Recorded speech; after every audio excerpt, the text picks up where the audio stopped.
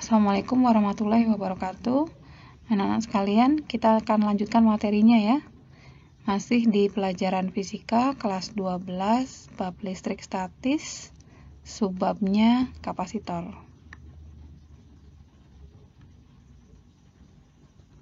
Apa itu kapasitor? Kalau kalian pernah memencet tombol keyboard pada komputer, misalkan kalian pencet huruf A, maka di monitor komputer itu akan muncul huruf A. Pertanyaannya, mengapa hal itu bisa terjadi? Itu karena tombol keyboard itu berfungsi sebagai saklar dan sebagian lagi adalah berfungsi sebagai kapasitor. Nanti untuk keyboard jenis kapasitor, itu pemencetan tombol keyboard itu mengubah nilai kapasitansi tombol tersebut. Mikroprosesor dalam komputer mendeteksi perubahan nilai tersebut sehingga mengetahui tombol mana yang sedang dipencet. Akhirnya, huruf yang bersesuaian dengan tombol tersebut ditampilkan di layar.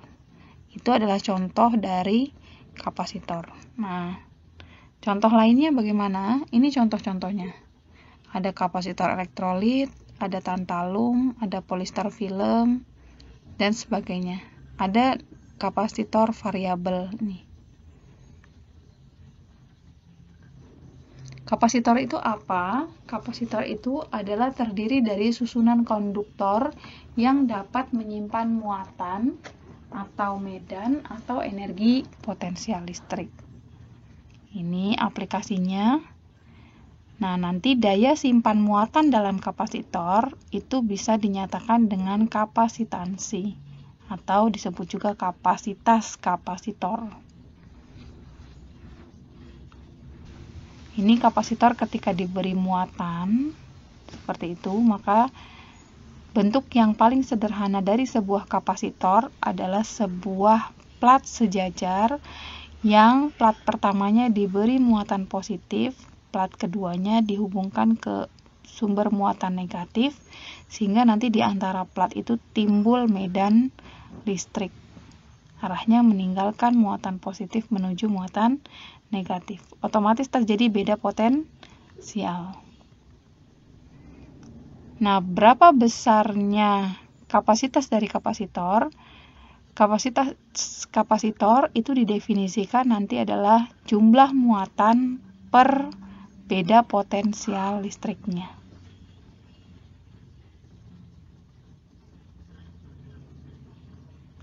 Nih, pada sebuah kapasitor, harga C itu selalu konstan. Jadi, walaupun muatannya dirubah atau beda potensialnya dirubah-rubah, nilai C itu adalah tetap.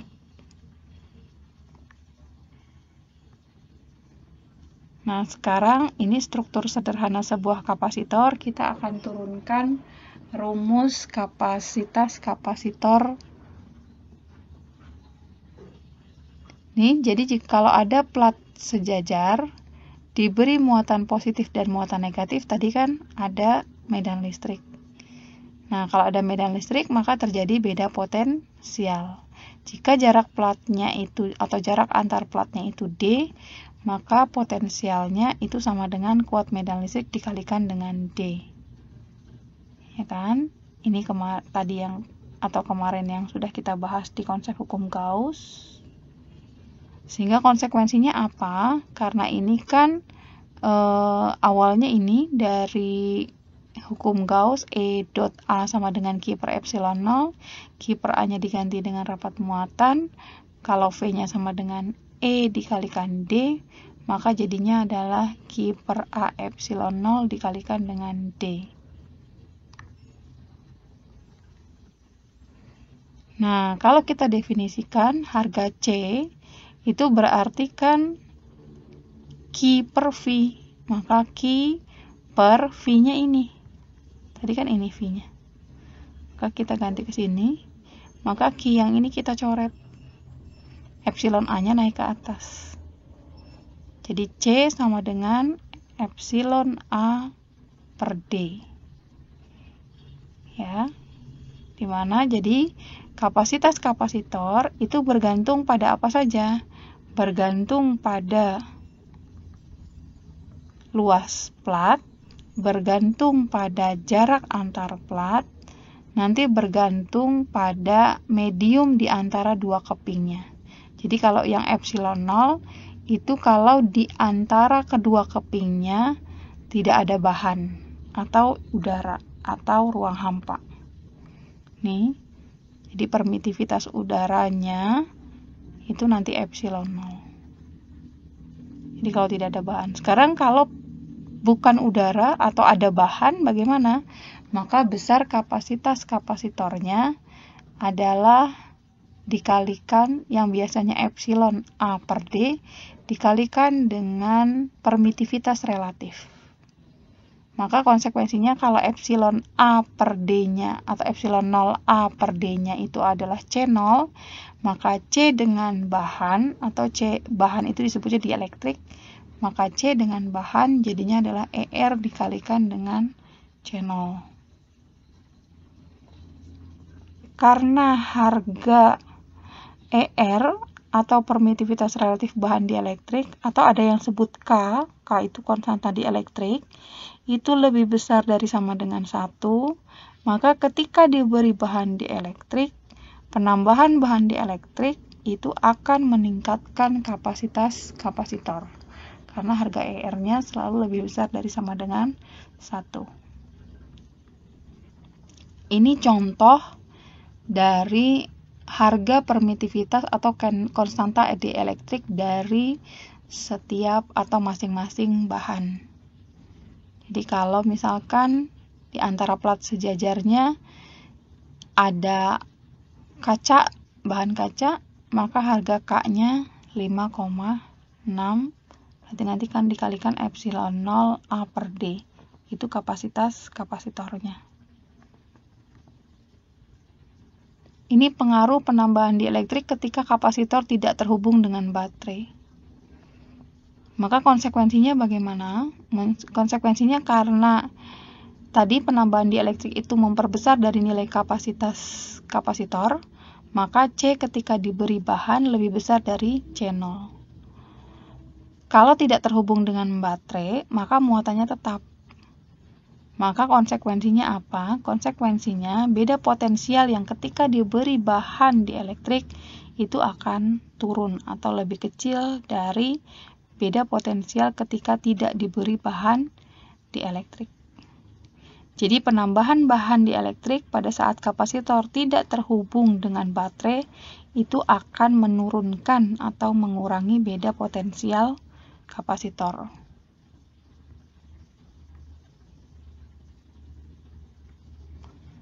Bagaimana pengaruh penambahan dielektrik ketika kapasitor terhubung dengan baterai?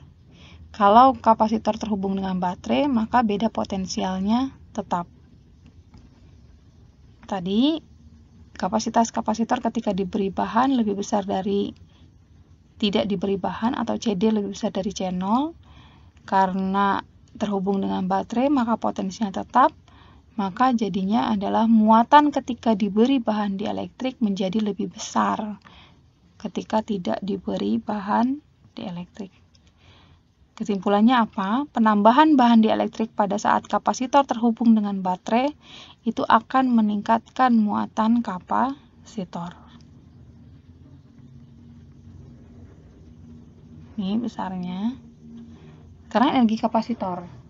Karena energi kapasitor itu adalah gunanya untuk menyimpan energi listrik, maka berapa besar energi listrik yang tersimpan di dalam kapasitor itu didefinisikan sama dengan setengah CV kuadrat atau sama dengan CV-nya itu adalah Q, jadi boleh setengah QV atau sama dengan setengah Q kuadrat per C.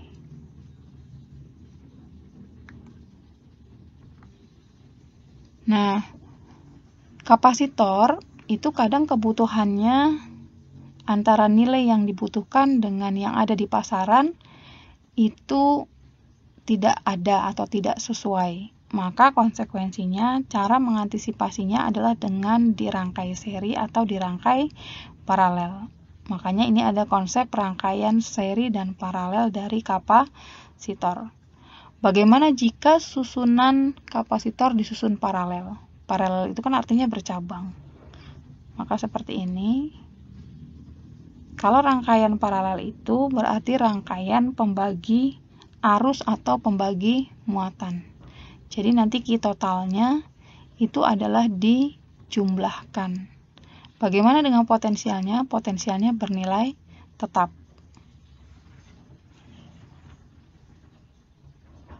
Maka ketika di sini QP-nya sama dengan Q1 ditambah Q2, maka CP-nya jadi dijumlahkan C1 plus C2. Karena potensialnya tetap ya. Ini kapasitor susunan seri. Kalau susunan seri itu adalah rangkaian pembagi tegangan. Jadi kalau rangkaian pembagi tegangan, maka nanti V total yang ini itu akan sama dengan V1 ditambah V2. Apa yang sama? Yang sama adalah muatannya.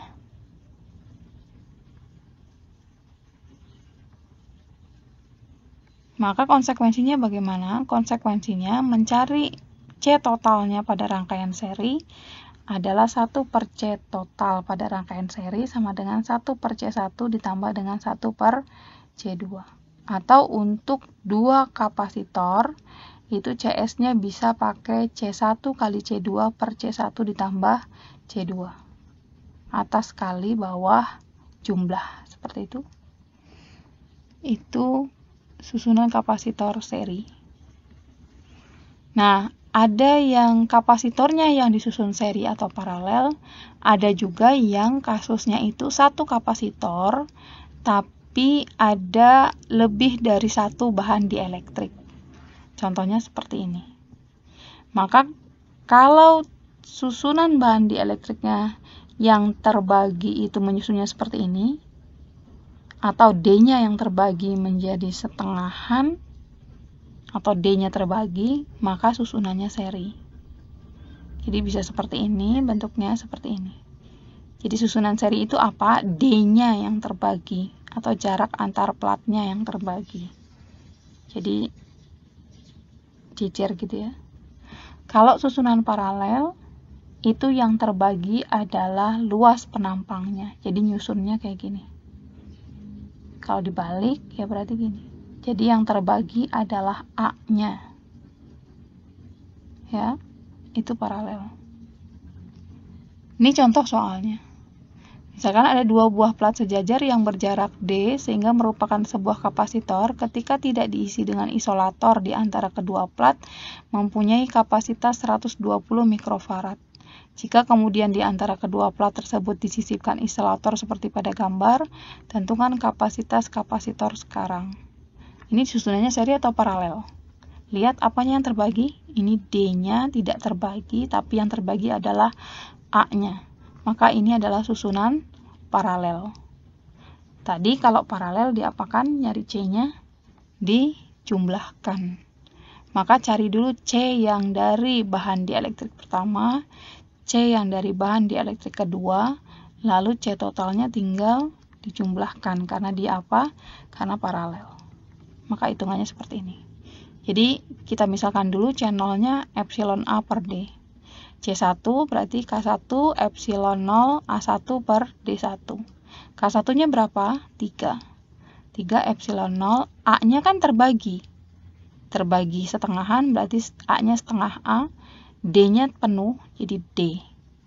Maka 3 dikali setengah adalah 3 per 2. 3 per 2 epsilon A per D. Tadi epsilon A per D itu adalah C0. Makanya jadi 3 per 2 C0. Yang C2 itu sama dengan K2 epsilon 0 A2 per D2. Tadi K2 itu adalah 5. Berarti 5 epsilon 0, A-nya kan setengah. Berarti setengah A per D2-nya D. Karena tadi epsilon A per D adalah C0, jadinya adalah 5 per 2 C0. Ingat tadi di elektrik K1 dan K2 tersusun paralel. Maka C totalnya C1 ditambah C2. C1-nya 3 per 2 C0, C2-nya 5 per 2 C0 akan dapat 8 per 2 C0. Atau sama dengan 4 C0. Tadi C0-nya berapa? channelnya yang epsilon A per D itu bernilai 120. Maka jadi 4 dikalikan 120. Jadi jawabannya 480 mikrofarad. Seperti itu. Nah, ini kalau susunan bahan dielektriknya itu campuran. Maka buat kesimpulannya, K1 dengan K23 itu berarti kan luasnya yang terbagi. Berarti dia paralel. Sedangkan K2 dan K3 yang terbagi adalah D-nya. Maka dia adalah seri. Maka cara mengerjakannya bagaimana? Ini kita misalkan lagi seperti tadi, epsilon A per D, C1. C1 berarti kan K1 epsilon 0 A1 per D1. K1-nya 3. Epsilon 0, A-nya kan lihat, A yang dipakai oleh dielektrik pertama itu hanya setengahnya. Berarti ini setengah A, D-nya penuh. Jadi ini D. Berarti 3 per 2 epsilon A per D. Tadi epsilon A per D-nya adalah C0. Jadi C1 sama dengan 3 per 2 C0. C2 yang ini kan? C2 K2 epsilon 0 A2 per D2. K2-nya 4. Epsilon 0 A-nya dia hanya pakai segini. Berarti kan hanya setengah A. Berarti setengah A. D-nya dia hanya pakai segini. Berarti setengah D juga. Setengah D. Setengahnya kita coret, maka dapat 4 epsilon 0 A per D. Epsilon 0 A per D itu adalah C0. Jadi C2-nya 4 C0. C3 K3 epsilon 0 A3 per D3. K3-nya 2. Epsilon 0 A3-nya setengah A. D3-nya setengah D.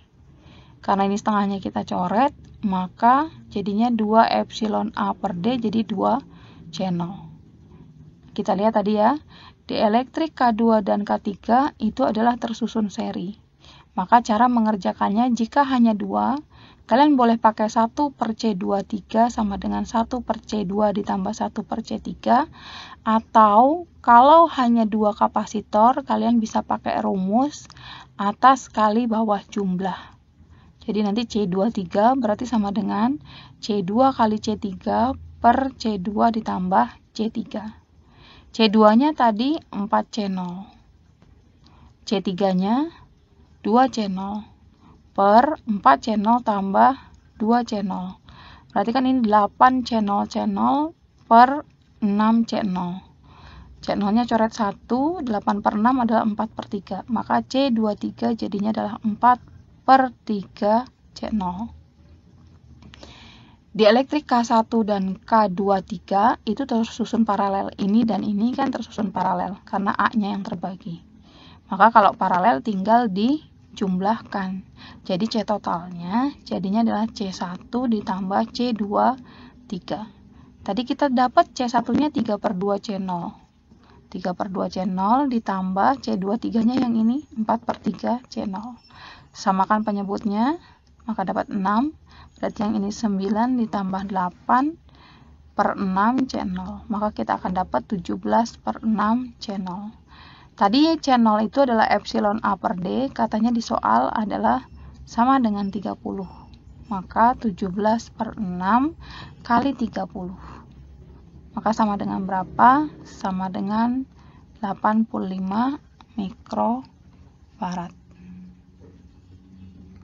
Oke, itu saja berkaitan dengan penjelasan kapasitor. Kelebihan datangnya dari Allah, kekurangan datangnya dari saya. Mohon maaf jika ada salah kata. Billahi taufiq wal hidayah. Wassalamualaikum warahmatullahi wabarakatuh.